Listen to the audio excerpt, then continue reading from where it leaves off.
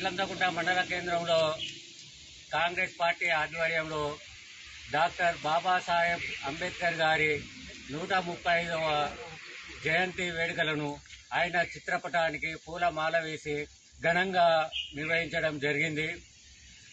Doctor Babasaheb Ambedkar ఆయన రచించిన రాజ్యాంగం ప్రకారమే ఈరోజు మనం ఈ నుండి మాట్లాడతామంటే ఆయన రచించిన రాజ్యాంగం ప్రకారంగానే మనం మాట్లాడుతున్నాం.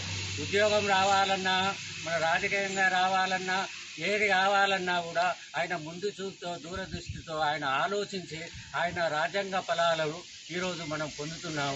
రాబోయే రోజులలో కూడా డాక్టర్ బిఆర్ అంబేద్కర్ గారి ఆలోచన విధానం, ఆయన ఆశయాలను మనమందరం కొనసాగించాలని ఈ సందర్భంగా తెలియజేస్తున్నాం.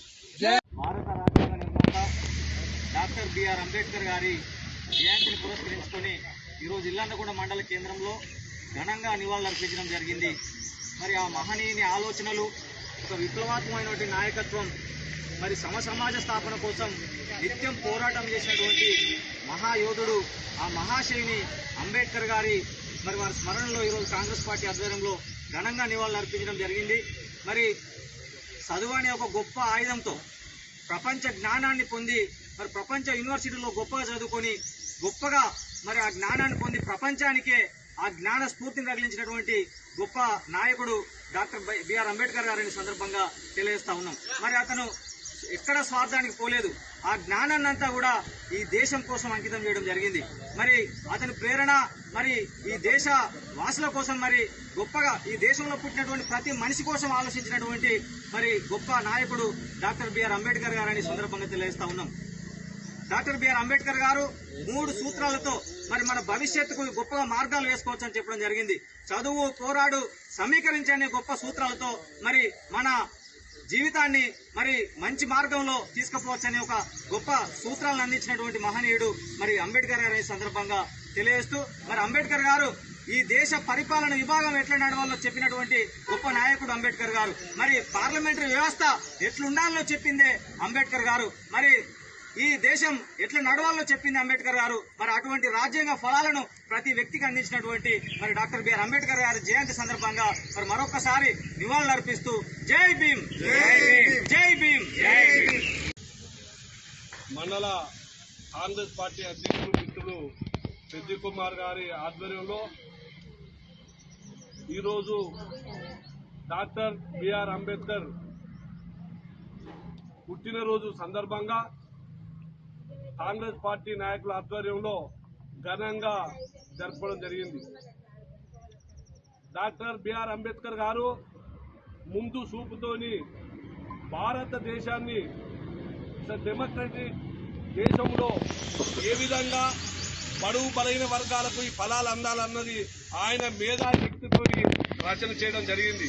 ఈరోజు మనం ఇక్కడ జరుపుకుంటున్నామంటే, ఇక్కడ మాట్లాడుతున్నామంటే వారు ముందు చూపుతోని మాత్రమే, రచన ద్వారా మాత్రమే రాజ్యాంగ ఫలాలు అందుతున్నాయి అంటే ఇది డాక్టర్ బిఆర్ అంబేద్కర్ గారికి చెందుతుందని చెప్పక తప్పదు.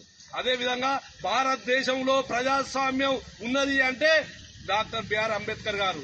ఎందుకంటే కొన్ని దేశాలలో కనుక చూసినట్టయితే ఇప్పటి వరకు రాజుల పాలన ఉంది, కానీ ప్రజాస్వామ్య దేశంలో ప్రజలకు ఇంకా కూడా హక్కులు పొందవలసిన తప్పకుండా ఉంది. ఇంకా బడుగు బలైన వర్గాలకు ఇంకా రావాల్సిన ఉంది. కొన్ని అసమాధానత వల్ల ఇవి అందుతలేవన్నది కూడా చెప్పక తప్పదు. బాబా సాహెబ్ అంబేద్కర్ గారి ఏదైతే ఆలోచన విధానం ఉందో అవన్నిటి కొరకు తప్పకుండా పోరాటం చేసినప్పుడు మాత్రమే మనకు భావి తరాలకు గుర్తుండే విధంగా ప్రతి ఈ సంవత్సరమే ఒక జయంతి లేకుంటే ఇంకొక కార్యక్రమం ద్వారా కాకుండా నిత్యం కూడా వారి ఆలోచన విధానంగా ఏ విధం ఉందో అదంతా కూడా గమనించి ముందుకు పోయినప్పుడు మాత్రమే నివాళి అర్పించినట్టని ఈ సందర్భంగా చెప్పక తప్పదు. ఈరోజు ఇల్లంతకుంట మండల కేంద్రంలో కాంగ్రెస్ పార్టీ హుజరాబాద్ నియోజకవర్గ ఇన్ఛార్జి ఉత్తల కనకబాబు గారి ఆదేశాల మేరకు, అదేవిధంగా మండల కాంగ్రెస్ పార్టీ అధ్యక్షులు పెద్ది కుమార్ గారి ఆధ్వర్యంలో భారతదేశ రాజ్యాంగ నిర్మాత డాక్టర్ బిఆర్ అంబేద్కర్ గారి జయంతి వేడుకలు ఘనంగా జరుపుకోవడం జరిగింది. ఏదైతే ఈరోజు భారతదేశం క్లిష్ట పరిస్థితులు ఎదుర్కొంటుంది. 10 సంవత్సరాలకు పైగా భారతదేశాన్ని పాలిస్తున్నటువంటి బీజేపీ ప్రభుత్వం భారత రాజ్యాంగాన్ని కాలరాస్తూ భారత రాజ్యాంగాన్ని కించపరుస్తూ అసమర్థ పాలన సాగిస్తూ ఉన్నది. ఏదైతే రాహుల్ గాంధీ గారు దేశ స్వాతంత్రం కోసం పోరాడిన వ్యక్తి మహాత్మా గాంధీని మర్చిపోవద్దు. భారత రాజ్యాంగాన్ని నిర్మించిన డాక్టర్ బిఆర్ అంబేద్కర్ గారిని మర్చిపోవద్దు. ఆయన రచించినటువంటి రాజ్యాంగాన్ని మర్చిపోవద్దని చెప్పేసి ఒక నినాదాన్ని తీసుకొచ్చిండు. అదే జై భీమ్ జై బాబు అనే నినాదాన్ని తీసుకొచ్చి భారతదేశం మొత్తం భారత రాజ్యాంగాన్ని రక్షించుకోవాల్సిన బాధ్యత భారత ప్రజలపై ఉన్నదని చెప్పేసి ఈ సందర్భంగా మనవి చేస్తూ వారికి మరొకసారి హృదయపూర్వక నివాళులు అర్పించడం జరుగుతుంది.